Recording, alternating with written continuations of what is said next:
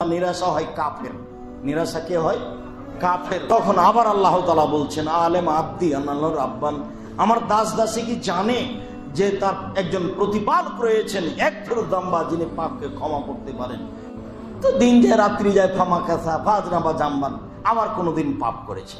পাপ করার পরে আবার বলছে, রব্বি আজনাবতু ফাগফির, প্রতিপালক আমি পাপ করেছি, তোমার ক্ষমা করো। তখন আবার আল্লাহ তাআলা বলছেন, আলেম আব্দি আনাল্লাহ রাব্বান, আমার দাস দাসী কি জানে যে তার একজন প্রতিপালক রয়েছেন, এক ফেরুদ্দাম্বা, যিনি পাপকে ক্ষমা করতে পারেন, কয়েক হচ্ছে যিনি শাস্তি দিতে পারেন। আসলে ক্ষমা করতে পারেন, শাস্তি দিতে পারেন, এটা জেনেই কি আমাকে বলছে?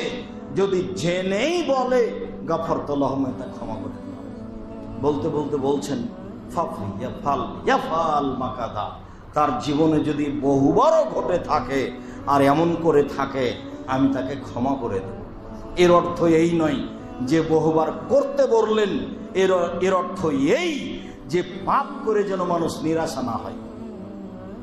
বহু তওবা করেছি তারপরও সেটা হয়, বহু তওবা করেছি তারপরও সেটা হয়। একটা হলো নিশা যখন হয়ে যাবে, খুব তওবা করলেন। আব্দুর রাজ্জাক সাহেব বললেন 3 শ্রেণীর মানুষ জান্নাতে যাবে না। তার 1 শ্রেণীর মানুষ এসে বিড়ি, তামাক, জর্দা, সিগারেট গুলজে খায়।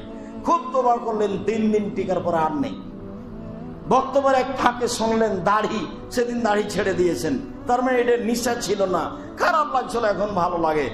তারপরে ছিল একটা কথা, 3 শ্রেণীর মানুষের সাথে আল্লাহ কথা বলবেন না। টাকনুর নিচে প্যান্ট লুঙ্গি পরে যে আমি সব প্যান্ট কেটে দিয়েছি, এটা সহজ, এটা করে ফেলেছেন। যদি এটা সহজ নয়, কিন্তু বিড়ি, তামাক, জর্দা, সিগারেট এমন জিনিস যে এটা নেশা, কেউ যখন নেই, আচ্ছা তো তওবা তো করেছি, এখন তো কেউ দেখে না।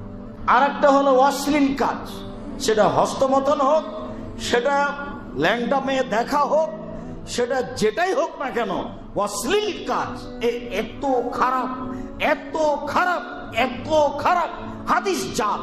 কিন্তু আল্লাহ নবী বলছেন, কেউ যদি বলে পাহাড় সরে গেছে এক জায়গা থেকে আর এক জায়গা, বিশ্বাস করে নিও। কেউ যদি বলে তার অভ্যাস পরিবর্তন হয়ে গেছে, বিশ্বাস করিও না।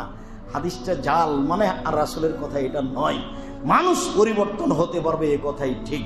ও খুব খারাপ। ও এক পর্যায়ে বলছে একাই যে পাপ তো বন্ধ করতে পারলাম না, কোন রকমে জেলে চলে গেলে হয়, তাহলে আর নেশা হবে না। আর একবার বলছে যে পাপ তো এটা ঠেকানো যাবে না, সব সময় ফাঁকা জায়গায় থাকবো, কেউ যেন না দেখে। ও মনে মনে বলছে, তার মানে খুব চেষ্টা করে কিন্তু নিজেকে টিকিয়ে রাখতে পারে না। অভ্যাস খুব খারাপ জিনিস, যার কারণে মানুষে বলে অভ্যাস।